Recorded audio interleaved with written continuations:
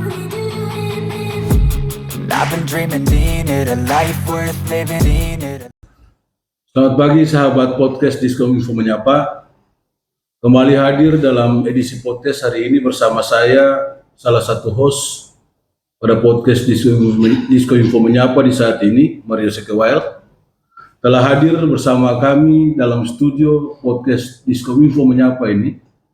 Yang pertama, narasumber yang berasal dari Dinas Pemuda dan Olahraga Kabupaten Maluku Barat Daya, Ibu Kepala Dinas Pemuda dan Olahraga Kabupaten Maluku Barat Daya, Ibu Julieti A. Frans, SPD, atau yang biasa kami sapa Mama Yeti. Dan pada kesempatan yang berharga ini, sangat luar biasa kita kedatangan tamu yang merupakan kebanggaan orang Maluku, tetapi juga kebanggaan bangsa Indonesia. Salah satu petinju yang membanggakan dan mengharumkan nama bangsa di kancah internasional, yang telah merebut titel juara IBA Dunia dan WBC Asia. Tong sapa bersama Praka Ongen Saknosiwi, petinju profesional Indonesia, atau ketemu biasa sapa Bung Ongen. Selamat datang di studio podcast kami di Maluku Barat Daya. Mau itu juga kami ucapkan selamat datang. Terima kasih. Kita akan memulai seluruh pertanyaan dan podcast di saat ini. Yang pertama, pertanyaan ini ditujukan bagi Bung Ongen.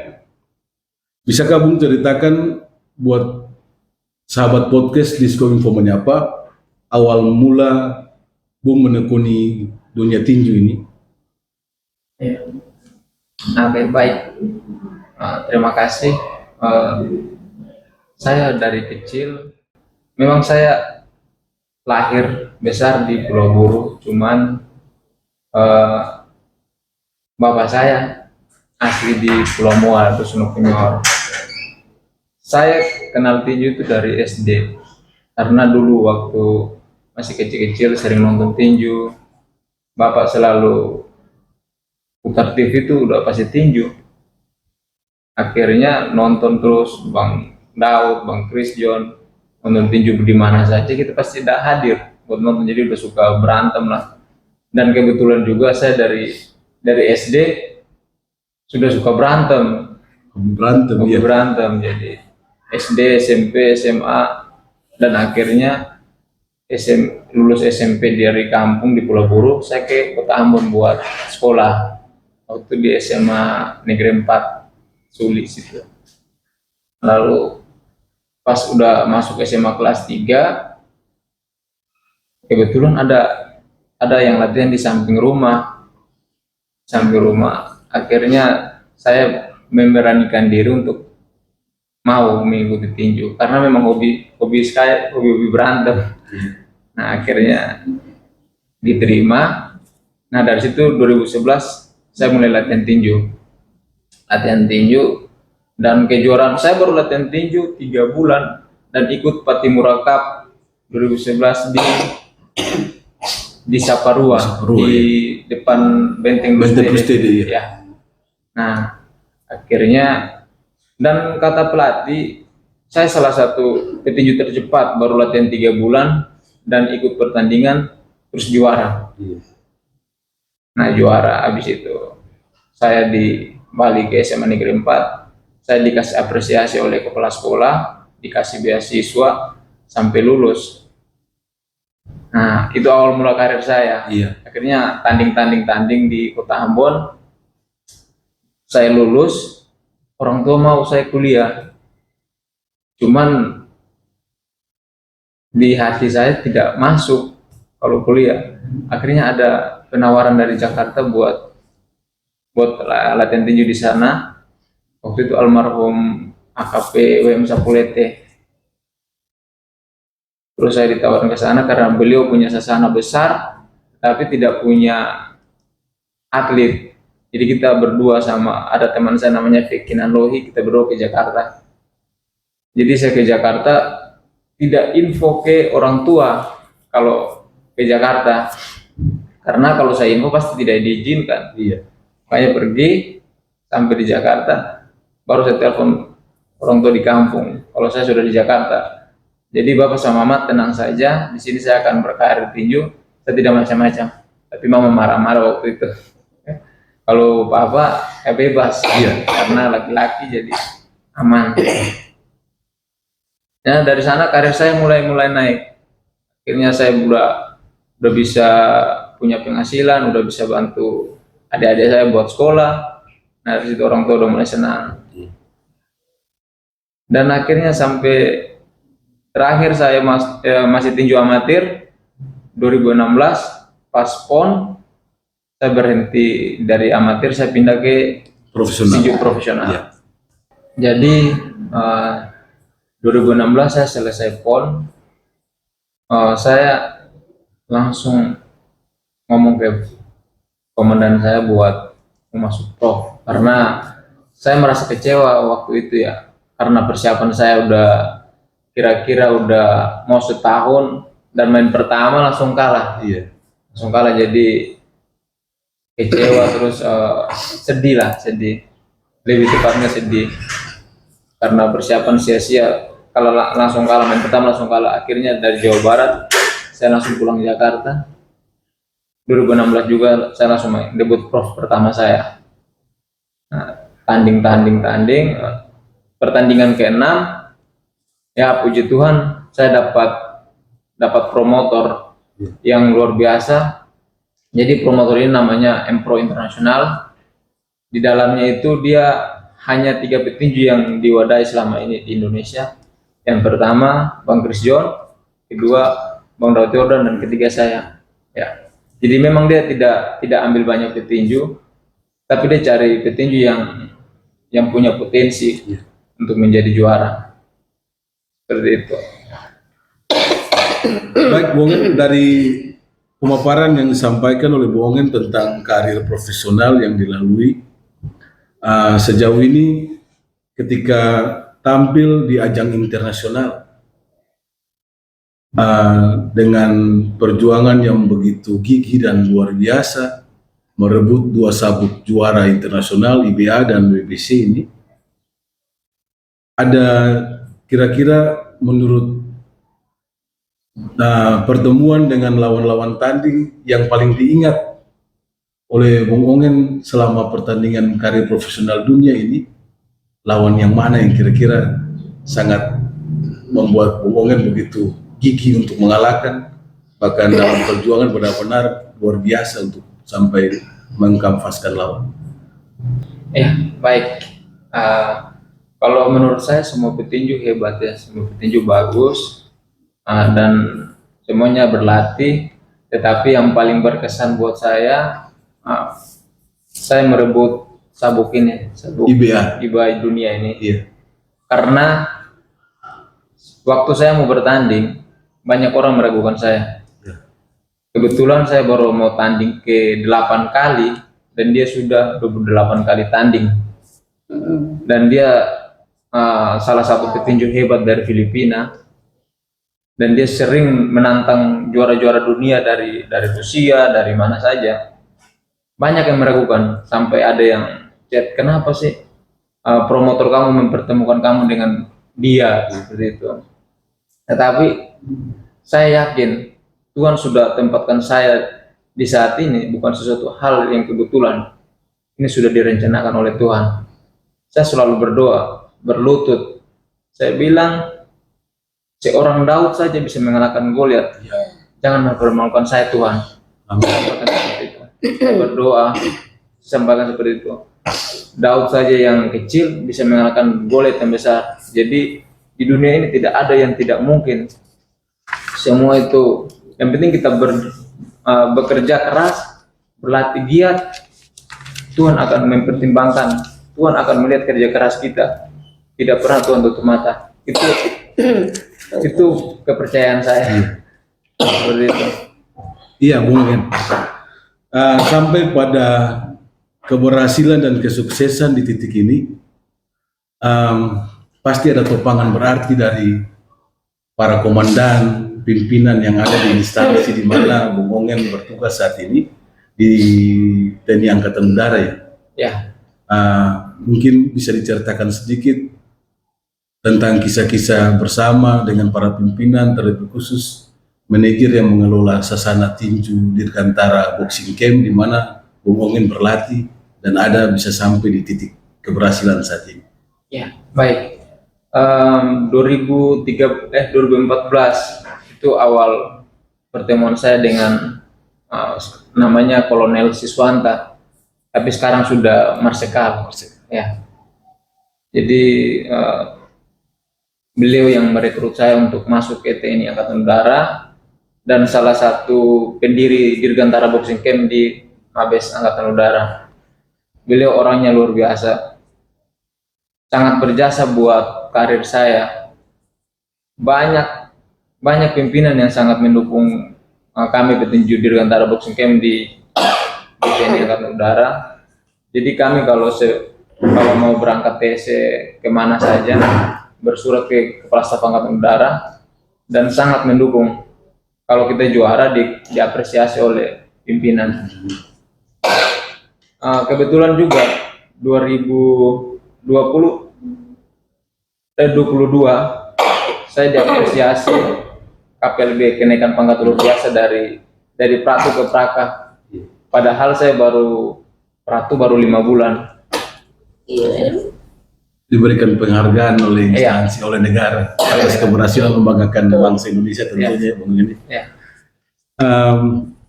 Sampai sejauh ini di Dirgantara Boxing Camp, tempat Bung Ongen digembleng sebagai seorang petinju untuk masuk dalam karir tinju profesional, sudah berapa petinju kira-kira yang sudah berhasil di kancah profesional, terlebih khusus mungkin dalam kancah petinju nasional Indonesia, atau mungkin ada yang sudah sampai ke luar negeri, kancah internasional? Ya. Untuk petinju di kami itu di Dirgantara Boxing Camp, kami berjumlah 16 orang. 16 orang, ceweknya ada 3. Ceweknya 3. Terus kalau untuk petinju Dirgantara, kebetulan sekarang lagi persiapan 10 orang yang ikut PON. Ya, ikut PON. Jadi yang satunya langganan pelatnas, pernah ikut SEA Games, ASEAN Games, pernah ada yang juara PON juga di Sasana kami. Karena yang direkrut itu petinju yang sudah juara-juara, jadi tinggal dipoles saja untuk disiplin lagi untuk juara. Luar biasa. Dirgantara Boxing Camp, di mana Bung Ongen berlatih dan ditempa menjadi seorang petinju dan ada pada titik keberhasilan sampai di untuk merebut titel juara dunia ini perlu perjuangan tentunya. Tapi yang sangat sulit ini jauh lebih daripada merebut, yakni mempertahankan. Kira-kira kiat-kiat apa saja atau cara-cara apa saja yang sampai saat detik ini Bung Ongen sementara lakukan untuk mempertahankan performa, sekaligus mempersiapkan diri tentunya bagi penantang-penantang yang akan bersama-sama merebut titel juara IBA dan WBC dari tangan Bung Ongen? Ya, tentunya untuk walaupun tidak ada event atau apa saja, kami berlatih setiap hari di Dirgantara Boxing Camp karena kami dikasih dispensasi untuk berlatih, fokus di latihan. Tetap kami menjaga stamina, menjaga fisik buat berlatih setiap hari. Jadi kami latihan pagi sore. Memang mempertahankan lebih sulit, tapi saya yakin dengan kerja keras saya bisa mempertahankan sabuk saya terus. Optimis itu. Optimis terus. Dan tentunya seperti yang tadi Bung Ongen sampaikan, tetap berdoa. Ya. Kita berdoa, berupaya, pasti Tuhan buka jalan dan kesuksesan membanggakan bangsa ini. Berbicara tentang dunia tinju yang telah ditekuni dengan profesi Bung Ongen sebagai seorang abdi negara, Tentara Nasional Indonesia tentunya di Angkatan Udara ini, bagaimana membagi waktu antara pekerjaan tugas negara ini dengan waktu-waktu di mana Bung Ongen harus berlatih mempertahankan fisik untuk ada dalam pertarungan tinju berikutnya? Ya. Kalau kami jadwal kami setiap hari di sana jam 6 pagi kami sudah latihan. Ya, sudah mulai latihan dan selesai sesuai program, tetapi jam 10 kita berdinas seperti biasa. Nanti jam 2 kembali lagi, jam 3 kita lanjut latihan. Nah, kalau kecuali kita lagi masa-masa persiapan, ini yang saya sebut. Yang pertama itu kalau masa-masa masih latihan umum, belum latihan khusus ya. Jadi kalau latihan umum kita latihan seperti itu dan berdinas seperti biasa. Selesai latihan dan pulangnya seperti tadi.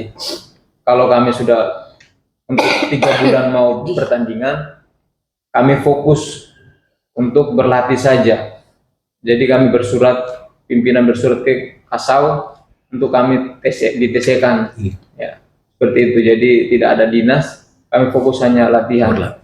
Seperti kalau saya persiapan mau tanding, itu saya berangkat ke Kalimantan untuk berlatih dengan Bang Daud Yordan. Itu persiapan. Jadi setiap kejuaraan saya pasti ke Kalimantan untuk persiapan dengan Bang Daud Yordan. Seperti itu. Bang Daud Yordan, seorang legenda tinju kita sebenarnya di Indonesia, punya banyak gelar yang diperoleh dan menjadi inspirasi bagi petinju-petinju muda. Ya. Saat ini Bung Ongen dilatih oleh Bang Daud ya? Kami berlatih bersama. Karena beliau juga masih aktif di tinju, jadi beliau itu partner sparring saya, mentor saya, abang saya sudah anggap seperti abang sendiri. Jadi habis latihan, habis sparring sama beliau, kita sharing-sharing lagi kesalahan apa, kamu kurang ini, kurang itu, seperti itu. Jadi saya banyak belajar dari beliau, karena kita tahu seorang Bang Daud Yordan punya gelar yang banyak, terus prestasi yang gemilang buat bangsa kita, bangsa Indonesia. Ya. Benar. Bung Ongen, mungkin ada hal yang lain yang perlu saya tanyakan. Kesan Bung Ongen ketika di beberapa hari kemarin datang berkunjung ke Ambon dan melakukan penerbangan ke Bumi Kalwedo di Maluku Barat Daya, disambut oleh kehidupan keluarga yang begitu banyak, tapi juga masyarakat yang punya antusias yang luar biasa. Ada hal mungkin yang berkesan dari kedatangan Bung Ongen di tanah kelahiran leluhur ini? Ya. Wah, saya pesawat baru landing saja, saya sudah lihat masyarakat di samping-samping pagar bandara itu. Iya.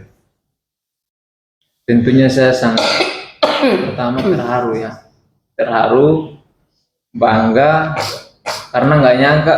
Awalnya saya datang ke sini tuh hanya untuk kunjungan keluarga, tapi nggak tahu bagaimana bisa ramai seperti ini, antusias masyarakat Pulau Mua seperti ini. Kaget dan tentunya saya berterima kasih buat masyarakat Pulau Mua, khususnya buat Desa Berwaru sama Dusun Punyor. Sangat luar biasa kerjasamanya, terus antusias untuk penjemputan saya kemarin. Terima kasih, itu saja. Iya. Mungkin untuk Maluku Barat Daya, tentang karir tinju yang tidak terlalu panjang, hanya sesingkat namun luar biasa dengan prestasi.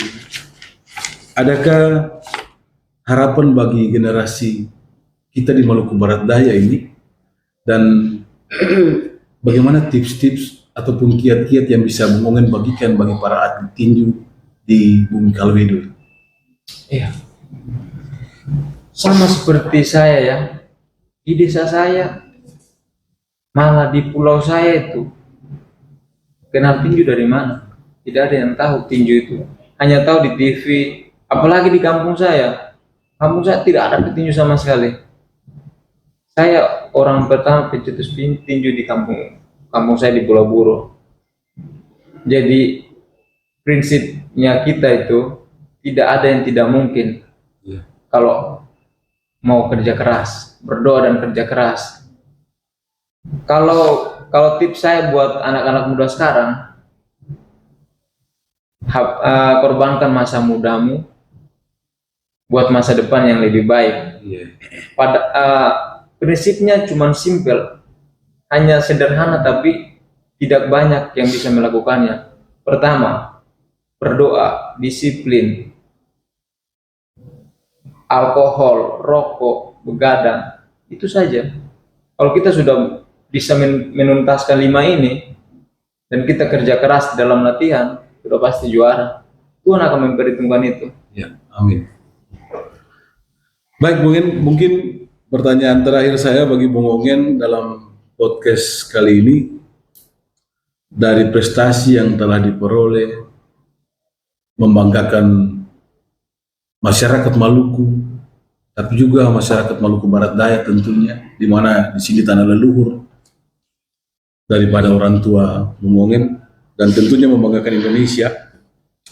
Adakah harapan-harapan yang ke depan secara khusus, secara pribadi dari Bung Ongen akan karir Bung Ongen terlebih khusus, tapi juga terhadap tinju, dunia tinju di Indonesia yang bisa disampaikan bagi sahabat podcast Diskominfo menyapa? Baik, untuk harapan saya, dukungan dari pemerintah pusat, pemerintah provinsi maupun daerah itu sangat diperlukan sama atlet-atlet kita, yang dari daerah. Apalagi ya, kita harus banyak bertanding agar bibit-bibit atlet selalu ada. Kalau tidak akan ada petinju-petinju hebat seperti itu. Tentunya saya juga mau berterima kasih buat pemerintah Kabupaten MBD yang sudah mendukung acara saya kemarin, dan juga ada Bu Remsi Teori yang selama ini mendukung saya dalam proses sampai saat ini ya. Bu Ren selalu komunikasi sama saya terus, sampai kemarin juga sempat tinggal di rumah beliau juga, kakak saya itu. Mungkin itu saja. Iya, Bung Ongen, terima kasih. Kita ke narasumber yang kedua, Kepala Dinas Pemuda dan Olahraga Kabupaten Maluku Barat Daya, Ibu Julieta Frans SPD, atau yang biasa kami sapa Ibu Yeti. Ibu Kadis, mungkin dalam tanggung jawab mengembangkan olahraga di Kabupaten Maluku Barat Daya ini, apa saja yang dilakukan oleh instansi terkait, dalam hal ini Dinas Pemuda dan Olahraga Kabupaten Maluku Barat Daya? Iya, baik, terima kasih atas kesempatan dan undangan yang ditujukan ke kami ya, dalam hal ini Pak Onge dan saya sebagai Kepala Dinas Pemuda dan Olahraga untuk menghadiri acara Diskominfo menyapa di saat ini. Ya, pertanyaan yang baru disampaikan itu yang merupakan tanggung jawab ya. Nah, sebenarnya tanggung jawab pemerintah daerah untuk mengembangkan olahraga di Kabupaten Maluku Barat Daya ini sudah dilaksanakan. Yang pertama mungkin terkait dengan produk hukum dulu. Kita mau buat sesuatu kan harus ada punya produk hukum yang mengatur itu. Dan puji Tuhan bahwa di Kabupaten Maluku Barat Daya sudah punya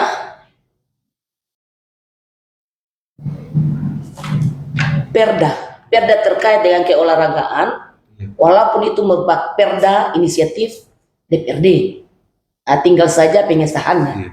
Ya, sudah ditandatangani semuanya, tinggal saja pengesahannya. Dan oleh karena itu akan diikutkan dengan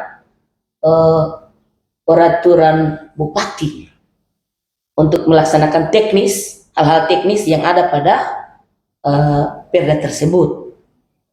Lalu yang kedua terkait dengan perkembangan olahraga ini, kalau bicara olahraga di kabupaten ini juga punya KONI. Nah, bicara terkait dengan olahraga ini, atau kaitkan kembali dengan aturan yang ada. Undang-Undang Nomor 11 Tahun 2022 itu mengisyarat terkait dengan keolahragaan. Segala sesuatu yang menyangkut keolahragaan ini diatur dalam undang-undang tersebut. Dan terkait dengan keolahragaan, undang-undang itu mengisyaratkan ada 3 kategori olahraga di situ. Yang pertama itu olahraga pendidikan, pelajar. kemudian olahraga masyarakat, dan olahraga prestasi. Nah, dan oleh karena itu di kabupaten kita gambarkan sedikit terkait dengan apa saja yang ada di kabupaten ini. Olahraga prestasi ini tentunya merupakan cabang-cabang olahraga. Cabang-cabang olahraga yang ada di kabupaten yang ada bernaung di dalam KONI. Dan sampai dengan hari ini sudah 11 cabang olahraga yang ada di Kabupaten Maluku Barat Daya termasuk tinju. Kemarin dalam mengikuti konteks Pokmal ya, tahun 2022 itu hanya 10 cabang olahraga yang mengikuti kegiatan tersebut. Dan kemarin hasil musyawarah olahraga yang dilakukan oleh Kabupaten Maluku Barat Daya, dalam hal ini KONI, sudah ada penambahan 1 cabang olahraga lagi, yaitu dayung. Dan tinju juga merupakan salah satu cabang olahraga yang ada bernaung di bawah KONI. Ya, jadi perlu saya sampaikan juga bahwa semua cabang olahraga yang mengikuti kegiatan kemarin untuk PON 2022 ini semuanya berhasil membawa pulang medali. Ya, rata-rata membawa pulang medali. Jadi ada 10 cabang olahraga yang pemerintah daerah kirim untuk mengikuti kegiatan itu di Provinsi Maluku, Ambon. Ada 4 medali emas yang mereka bawa pulang. Nah, 4 medali emas itu dari mana-mana saja, cabang olahraga apa saja. Dari taekwondo dan dari kempo. Taekwondo berhasil membawa pulang ke MBD 2 medali emas dan juga kempo 2 medali emas. Sementara medali perak itu yang menyebar untuk semua cabang olahraga yang ada, 10 cabang olahraga yang ada. Jadi ada 10 medali perak yang dibawa pulang ke MBD. Dan sisanya itu ada berapa ya? Berapa medali emas lagi yang mereka medali perunggu yang mereka bawa kembali ada sekitar 18. Jadi jumlah medali yang mereka bawa kembali ke MBD ada 32. 32 medali yang tadi kita sebutkan. Jadi termasuk tinju. Tinju juga bawa kembali medali 2 medali perunggu. Dengan kekuatan yang berbeda-beda. Ada mereka bermain untuk 51 kg dan 75 kg. Dan oleh karena itu bicara terkait dengan olahraga, kita sangat optimis dengan olahraga prestasi harus dikembangkan. Dan sedapat mungkin harus dilakukan event-event yang tadi disarankan oleh Pak Om. Kalau tanpa event, kita pasti ya tidak tahu bakat yang ada, sementara ada di dalam ada dalam diri atlet-atlet yang ada di dalam 10 cabang olahraga atau 11 cabang olahraga yang ada di kabupaten. Dan oleh karena itu kita harapkan untuk event-event seperti ini harus dilaksanakan terus. Bukan hanya voli, PBVSI punya, bukan hanya sepak bola dan lain-lain sebagainya, tapi yang harus diperhatikan 11 cabang olahraga ini harus punya event. Dan rencana ke depan mungkin kita buat event sendiri. Event yang anggarannya dari pemerintah daerah, kita buat event. Mungkin namanya apa ya? Pekan olahraga daerah. Popda. Pekan olahraga daerah harus dibuat sehingga kita bisa merekrut potensi-potensi atau minat bakat yang sementara ini ada di dalam diri adik-adik pemuda-pemudi Kabupaten Maluku Barat Daya yang sementara terpendam, yang orang juga belum tahu. Nah, sebetulnya mereka ini semua hebat, tapi mau dikembangkan melalui apa? Nah, ini persoalan. Lalu sesuai amanat Undang-Undang Nomor 11 Tahun 2022 terkait keolahragaan dan juga sudah dibuat dalam Perda olahragaan untuk ke Kabupaten Maluku Barat Daya, harus di daerah ini harus bisa menentukan cabang olahraga unggulan yang ada di daerah. Amanat undang-undang itu lebih dari 1, lebih dari 1, maka maksimalnya tidak ditentukan berapa cabang olahraga. Dan sampai saat ini memang belum Kabupaten Maluku Barat Daya belum menentukan cabang olahraga unggulan. Dan oleh karena itu persoalan penganggaran ini yang harus dipikirkan. Iya. Ya. Dan sepanjang ini menurut saya sudah amat sangat bagus karena perhatian pemerintah daerah terhadap olahraga ini sangat begitu antusias. Nah, begitu besar perhatian pemerintah daerah. Mengapa? Karena setiap tahun ada dana KONI yang dianggarkan di situ. Iya. Kemarin tahun 2022 ada 1 miliar yang dianggarkan untuk KONI. Tahun ini, ya ini karena tahun politik juga, semua anggaran terkuras untuk ya demokrasi.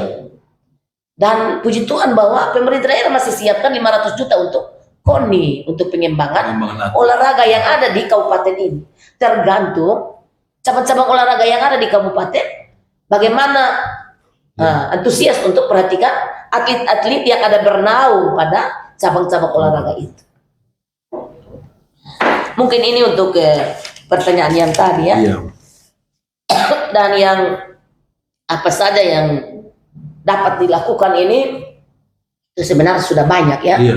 Banyak sekali yang kami sudah lakukan dengan anggaran yang ada pada Dinas Pemuda dan Olahraga. Banyak juga yang memang kami belum lakukan itu, dan rencana ke depan harus maksimal untuk perhatikan. Daerah ini mau maju, mau berkembang, daerah mau rame, di sini harus ada event yang tadi disampaikan, event. Entah itu dari cabang olahraga mana apa saja, tergantung cabang olahraga dalam pengaturannya di kabupaten ini. Mungkin itu kita kembalikan ke. Iya, menarik Ibu Yeti, Ibu Kadis yang disampaikan bagi kita bersama. Dan persoalan pengembangan potensi atlet di Maluku Barat Daya ini, kalau dari dinas terkait, instansi terkait, melihat cabang-cabang olahraga apa saja yang banyak memiliki minat anak muda di Maluku Barat Daya saat ini. Ya, kalau melihat cabang olahraga yang sangat diminati oleh masyarakat Kabupaten Maluku Barat Daya ini, kami juga Dinas Pemuda dan Olahraga ini tidak bisa langsung menentukan begitu. Kami sudah melakukan identifikasi di lapangan per semua kecamatan yang ada. Dan ternyata di lapangan kami dapatkan voli itu urutan pertama. Dan futsal atau sepak bola ini urutan kedua. Dan lain-lain memang ada. Semuanya ada, mereka ada minat di situ. Tapi yang paling digemar itu voli. Voli dan bola kaki. Voli dan bola kaki. Dan harapan kami ke depan juga tidak hanya terbatas untuk voli dan bola kaki, tergantung dari cabang olahraga yang ada ini, induk olahraga yang ada, untuk bagaimana bisa membentuk atlet-atlet yang ada pada cabang olahraga itu, menghidupkan cabang olahraga itu. Sebenarnya dari cabang olahraga itu sendiri. Mungkin demikian. Iya, Ibu Yeti, mungkin dari hal yang disampaikan, rencana pemerintah daerah dalam hal-hal penyediaan sarana prasarana olahraga di MPD ini sudah terrealisasi, dan mungkin ada hal-hal yang akan direalisasikan untuk menopang para atlet dalam mempersiapkan diri di cabang olahraga ini. Iya, jadi bicara terkait sarana prasarana, ya sebetulnya pemerintah daerah sangat optimis untuk memperhatikan itu, untuk sarana prasarana. Saya memang baru ditempatkan di Dinas Pemuda dan Olahraga ini untuk tahun yang kedua. Tapi dari tahun 2018 itu sarana prasarana sudah menyebar ke 17 kecamatan yang ada. Antara lain ada lapangan futsal, ada lapangan voli. Yang terbanyak itu lapangan futsal dan lapangan voli. Itu yang sudah disiapkan di kecamatan sesuai dengan permintaan dari masyarakat yang ada pada dokumen perencanaan per kecamatan. Kami sudah bangun menyebar di 17 kecamatan. Tinggal bagaimana dari Dinas Pemuda, ini program ya, program dari pusat untuk buat desain olahraga nasional, dan kami daerah harus buat itu, desain olahraga daerah. Dengan demikian kami bisa meminimalisir terkait dengan membangun sarana prasarana olahraga yang menyebar di 17 kecamatan. Harus dibuat identifikasi. Iya. Mengapa? Karena banyak sarana prasarana olahraga yang dibangun di kecamatan, 17 kecamatan. Ada banyak yang mubazir. Terbengkalai. Kenapa? Mubazir, Iya. mubazir dibangun. Dana sudah dikeluarkan untuk bangun, misalnya kisah. Nah, optimis untuk masyarakat di Pulau Selatan, mereka lebih senang cenderung ke futsal. Iya. Nah, kalau kita bangun lapangan voli sesuai permintaan masyarakat, ini kita bangun, sudah dibangun. Nah, ini tidak digunakan. Iya. Ini kan mubazir. Nah, dan oleh karena itu kami optimis untuk harus buat itu. Ya, mengikuti Kementerian Pemuda dan Olahraga.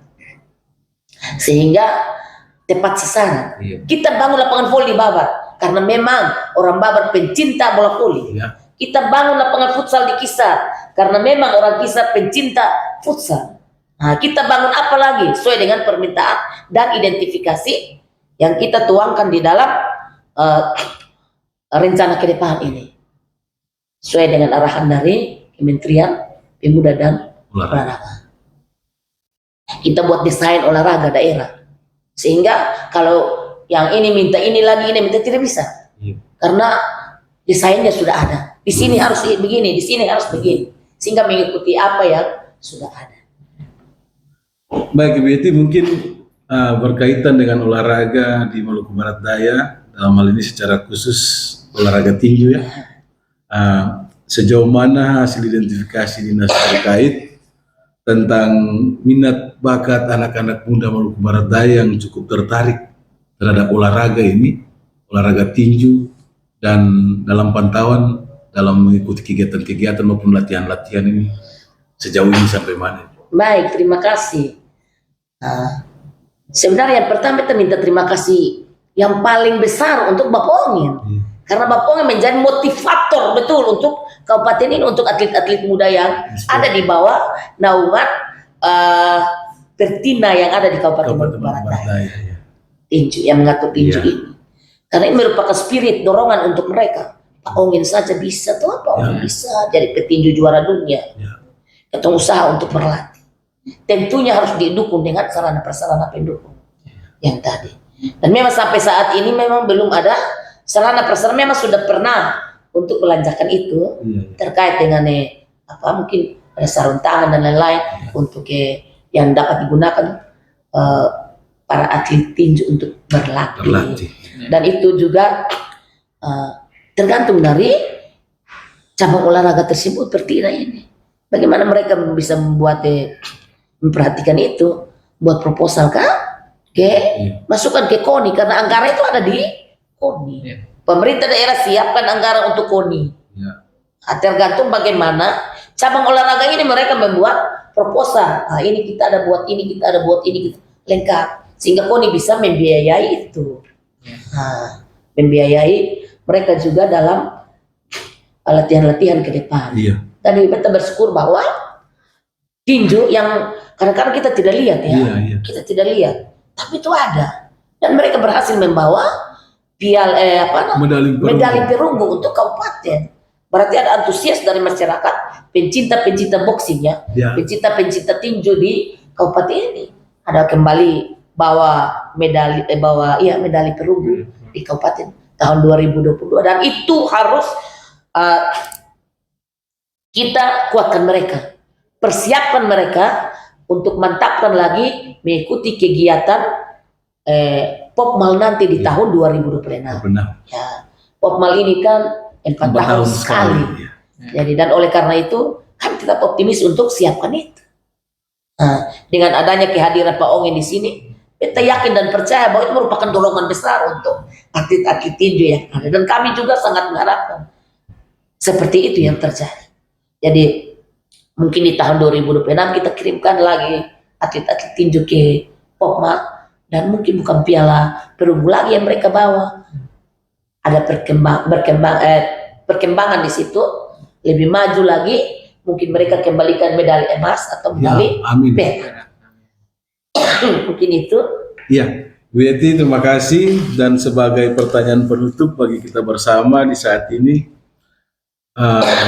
bagi Ibu Yeti, harapan apa saja ke depan secara khusus bagi dunia olahraga, bagi olahraga yang ada di Maluku Barat Daya, terlebih khusus dalam perkembangan atlet untuk meraih prestasi-prestasi yang terbaik.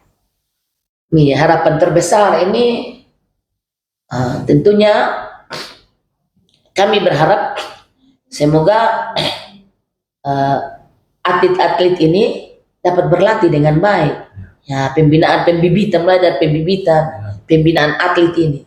Nah, bicara sampai ke tingkat olahraga prestasi ya ada di bawah naungan induk-induk olahraga yang ada. Nah, bicara terkait dengan olahraga pendidikan, ini yang merupakan tujuan kami. Nah, pembinaan atlet melalui olahraga pendidikan. Nah, kita mulai pembibitan dari anak-anak yang usia dini, yang sebenarnya itu yang harus terjadi di kabupaten, sehingga adik-adik kita yang masih kecil usia dini itu sudah dibentuk karakternya. Nah, ini mungkin dia lebih suka ke olahraga yang ini, seperti Pak Ongen punya pengalaman cerita yang tadi, suka berantem berarti kita ada di tinju. Dia suka di voli, berarti kita giring dia ke voli. Dia suka tendang-tendang bola, berarti giring dia ke futsal, sepak bola. Nah, ini suka tenis meja, berarti kita giring ke tenis meja dan lain-lain. Jadi pembinaannya seperti itu harusnya. Dan kami Dinas Pemuda dan Olahraga, kalau Tuhan berkenan, maka di tahun 2025 ya, tetap kami programkan untuk buat event-event di Kabupaten Maluku Barat Daya. Yang kami rencanakan untuk ini olahraga pendidikan, olahraga pelajar yang harus dilihat. Tidak terlepas kemungkinan besar dari KONI. KONI harus buat cabang-cabang olahraga yang harus buat event untuk induk-induk olahraga yang lain. Sebenarnya dalam menyongsong ulang tahun Kabupaten Maluku Barat Daya, induk-induk olahraga ini jangan diam.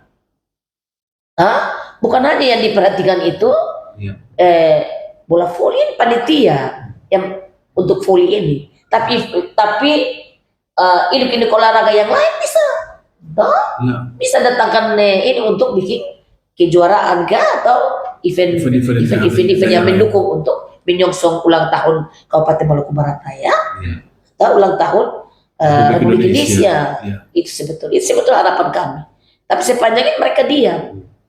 Tunggu saja panitia, kan bukan seperti itu. Panitia tidak bisa mengatur sampai seperti itu. Dan oleh karena itu harapan kami ke depan, mereka harus membuat rancangan yang disampaikan melalui proposal ke KONI, sehingga anggaran itu mungkin disiapkan di KONI. Mungkin demikian, Pak. Ya, Bu Yeti, terima kasih atas apa yang boleh dibagikan bagi kami bersama di saat ini. Pertanyaan terakhir bagi Bung Ongen, bagi kami bersama dalam perjumpaan ini. Harapan Bung Ongen bagi olahraga Maluku Barat Daya, terlebih khusus atlet-atlet muda yang ke depannya gimana? Harapan saya untuk atlet-atlet tetap berlatih keras ya, karena kesuksesan, keberhasilan itu tidak didapatkan dengan kemudahan. Kita harus kerja keras biar kesuksesan, keberhasilan itu diraih. Itu saja. Iya. Terima kasih. Terima kasih Ibu Yeti, Ibu Kadis Pemuda dan Olahraga Kabupaten Maluku Barat Daya, dan Bung Ongen Saknusiri. Bung Ongen Hauk Saknusiri. Elang ya Bung ya? Iya. Ya. Prestasinya terbang tinggi ke udara. Amin. Yang sudah mengharumkan nama bangsa Indonesia dengan merebut sabuk juara dunia IBA dan WBC Asia. Terima kasih atas kesempatan bersama yang diluangkan bagi kami dalam podcast Diskominfo Menyapa di saat ini. Kami berharap sahabat Diskominfo Menyapa tetap semangat menyiapkan seluruh kehidupan bersama, terlebih khusus para atlet muda, dengan tekun berlatih, dan jangan lupa tetap berdoa dan menyerahkan seluruh kehidupan ini kepada Tuhan Sang Pemberi Hidup. Semangat dan tetap maju olahraga di Maluku Barat Daya. Jaya olahraga. Kalwedo. Albedo.